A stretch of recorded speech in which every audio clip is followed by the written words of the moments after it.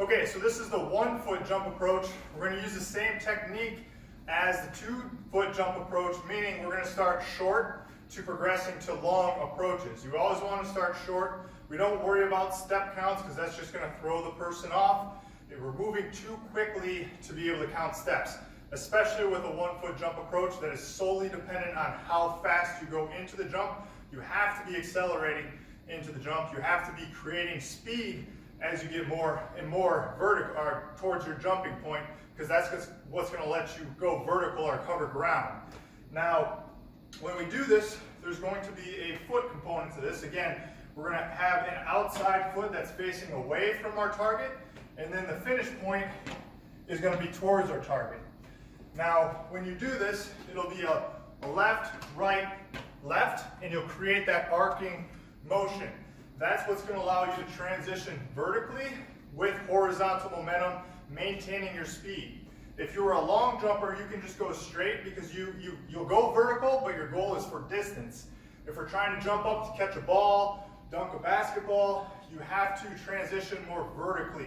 So that's where we need this arcing and swooping motion to occur to be able to transition more vertically. You'll also notice a big arm swing occur. So a big arm swing to transition vertically. Where you'll know you're wrong, a lot of people will say you need to have that last step shorter than the second to last step. And that's true, but realistically, in the grand scheme of things, it's not actually that short of a step. You don't want to think about it as a shorter step, because if you think about it as a shorter step or cue it as a shorter step, then it's going to just turn really, really choppy, where the person just thinks really, really short, quick feet, and they never actually exert any force, and they kill all the momentum and all the speed that they had because they just chop and churn their feet so fast. So you don't want to think about it as a short step. The thing that will dictate whether you had the right length of a step is the fluidity of the motion. So if it feels fluid, it feels quick, it feels powerful, you hit it right. If it feels like you're short and choppy, you understride it. If it feels like you're reaching, then you're taking too big of a step and creating too big of a braking force. So all of it's dependent on fluid, and it has to match the speed of your approach. So this is very much a feel, it's very much a skill-based movement, and you have to practice it. You have to practice the approach to get comfortable with it, to maintain that speed and accelerate off the ground.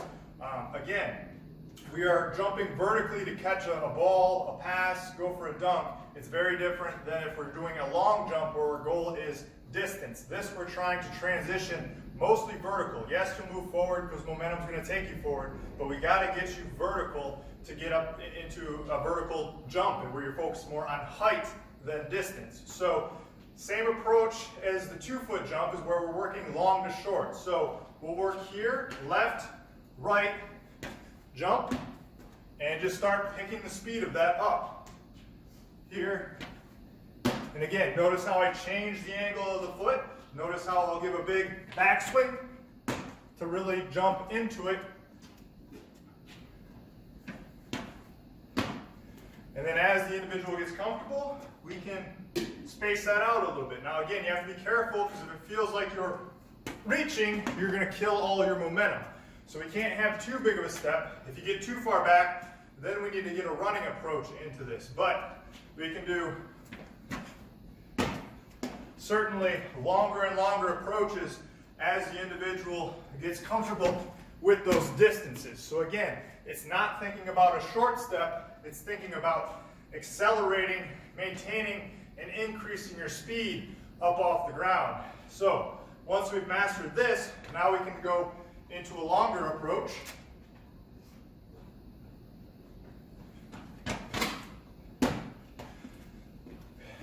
And we just keep increasing the speed and increasing the distance as the person feels more and more comfortable with the movement.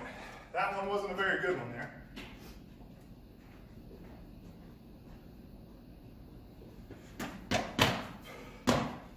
Okay, so all this is dependent on speed, being able to turn the body, maintain your speed, accelerate up off the ground. You're going to want to practice this from a variety of different angles, because we're not always just going to the left.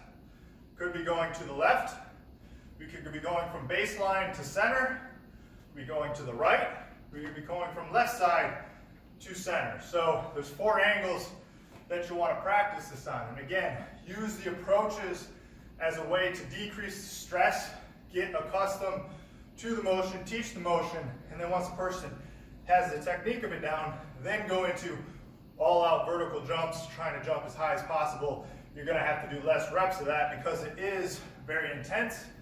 Obviously in the season, you got to be very mindful of how many games practices they're doing as well too, if you're actually trying to train this. So all things to consider, this is the 1 foot jump approach.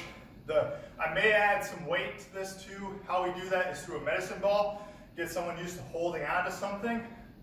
Might be like a 5 to 15 pound weighted ball at the most. If it starts getting too heavy, then you kill your speed. You don't want to kill your speed in the technique of this because if you're doing a long running approach in a game, in an environment, in a practice, it's always going to be body weight. So you got to keep the speed high, and you can't increase the resistance so much that it slows them way down. Now there's some other exercises where we can focus more on power output.